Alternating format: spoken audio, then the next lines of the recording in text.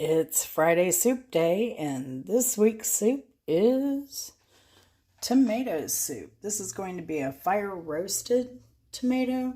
If you want to make this chunky, you can make it chunky. I have an immersion blender, so I'm going to saute some onion and some olive oil, and then I'll put some garlic in. Then I'll add my tomatoes, and we'll let that simmer. I'll probably put some chicken stock in that, and then we'll go for some seasonings. So let's get started here. All right, we've got our onion going. I opened up these cans of tomatoes. I was impressed. Look at the char on that. Pretty good. And I think I mentioned I had a little bit of cream, so I need to use it. So I'll probably put some of that in here. And if I wanted to get really fancy, I could put like a little heart design, kind of like you do on your coffees. I don't know. You could get fancy schmancy with it. But it's just Chris and I tonight, and it's it's only like 68 degrees. It feels like spring out there. I'm in sandals and a dress. It's really beautiful.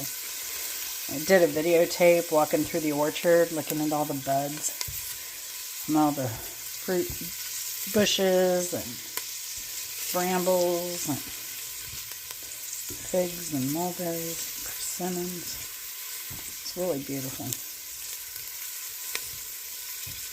Alright, so got this onion to where it's almost translucent. I'm going to throw, and I'm only doing 2 cans because it's the 2 of us, and that'll probably give us leftovers. It depends on how hungry Chris is. And I'm probably going to make grilled cheese with this. So let's get that garlic in there. And as always, you want to stir that garlic to make sure it doesn't burn. But you want to get it a little bit toasted there. It doesn't take long. This part goes fast. Now, I've never made tomato soup, but I've always wanted to. I hear it's great. It's a lot more economical, and you don't have all the other crud that comes in other tomato soup. So, I'd love to try this with fresh tomatoes in the garden. I just need to plant more tomatoes. That's my problem. So, I need to start my starters, my little start stuff already, too. If I have another garden, I'm going to set up. So if you like gardening or growing your own fresh food, go ahead and hit that subscribe button. Alright, where to point, I think it's, put in this tomato here. Love that sizzle. That's what I love about cooking. You know, there's a little bit of everything.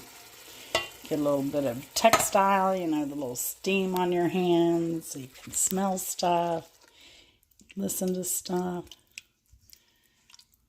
It's really good for the senses. Alright, so I am going to add a little bit of chicken broth to this. You can add a vegetable broth or beef, whatever you want to add. But I am going to add some chicken to this. And I'm putting this in a really deep Dutch oven for as little as I'm cooking, only because I'm going to be using the immersion blender. So I'm going to put some chicken stock together, and I'll be right back. Alright, so I had little tomatoes left in this can, so I added some water to that and a little bit of, maybe half a teaspoon of Better Than Bouillon. I love that stuff. I wish they'd go back to making the lower sodium. I can't find it anymore. Anyway, so we'll dump that in there. And then we're going to let this simmer a little bit. And let all that get happy. And I'm going to simmer this down a bit. And we'll come back. And at that time, we'll use the immersion blender. Check the seasonings. Since I'm adding that broth, I'm definitely not going to salt this now. And there's sodium in those roasted tomatoes. So yeah, I'm not going to flavor this right now with any spices other than the onion and garlic and the bouillon, and you know, the roasted tomatoes have a lot of flavor. So it's not going to take much. Now, a lot of people like to put a lot of sugar in. We'll see. I'll give it a taste after it gets happy for a little bit. So see you back then. All right, this has been simmering about 30 minutes and it is looking delicious and the house smells fabulous. I'm going to take this off the heat and I'm going to use my immersion blender here. Gosh, this thing is so old and it is so handy. I absolutely love it. I probably need a new one simply because the blades are getting a little bit dull. So let me go ahead and blend this and we'll be right back. All right, and a word of caution. If you're going to use the immersion blender, now I was fine. I did have a little splash up here because I tilted the pot because it was so shallow and I wanted to make sure that that blender head was covered. So I tilted the pot and that caused a little splash back. But that's okay, but it's hot liquid, so be very careful. Now you can put this in a blender too. But, word of warning, hot liquid in a blender, you can get splashback from the pressure buildup. So, just be very careful if you're blending this hot. So, I'm going to taste of this, as they say.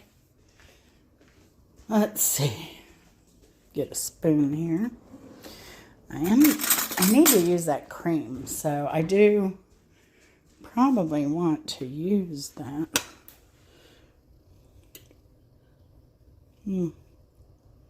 Oh, that tastes so good. All right, so I am going to put some creaminess to this and some black pepper and just a tad more salt. Okay, not only did I add black pepper, I added some a little bit of onion powder for a little bit more onion flavor, and it didn't need garlic because I think I put like 1 large clove and a couple little cloves. This is pretty garlicky for two cans of tomatoes. So now I'm going to add this cream to give it a rich flavor. Now, let's see if we can do a Valentine's Day thing. So let's pretend this is the bowl. This is a tester. Chris didn't watch my videos, so I can play with this. Got a circle there.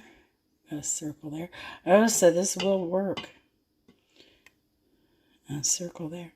So if you want to, you can put this in a bowl and do your little dots like that. Maybe. No,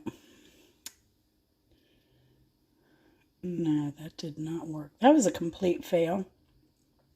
I think what you need, like, I don't know, thicker soup or maybe one of the squirt bottles to get it really defined into a strong circle. And then maybe even, and I shook that whipped cream. I think I created some butter. Yeah, I think maybe if you use one of the squirt bottles, you could get more perfect little circles. And then use a toothpick to go in between the dots. I think it'll work. So, I have a surprise for Chris for Valentine's Day. He doesn't know what it is. I might bring you along. I don't know. I might just do a short. So here I added all that cream I had. It was maybe 1/8 of a cup. But let's taste it. This is so rich and creamy. And so good. I highly recommend try to make your own tomato soup. You might even want to leave it chunky. I don't know. But this is good. I regret I haven't ever made it in my life. And I'm going to get started on the grilled cheese. And here's a grilled cheese tip. I don't know if any of you have ever seen this. I don't know if it's around TikTok or anything. But I saw this somewhere a long time ago. And I'm going to be using, I have some Kewpie mayonnaise. But any mayonnaise will do. And I'm going to, instead of putting butter on my bread, which, you know, if you're impatient and you've got the munchies, you tear up your bread trying to get the butter on, or you got to put it in the pan and melt it, then dab it, then it's a lot. So with the mayonnaise, you just spread it on the outside like you would butter and grill those babies up. So I think Chris is really going to like this soup. It is. I got to go back in for another taste. And I'm going to turn it up a little bit. I don't know. Maybe I'll just turn it down, leave it on low. That's what we'll do. And then I'll get ready on my grilled cheese. So there's the Friday soup of the day. And I hope you have a great weekend. And we will see you later.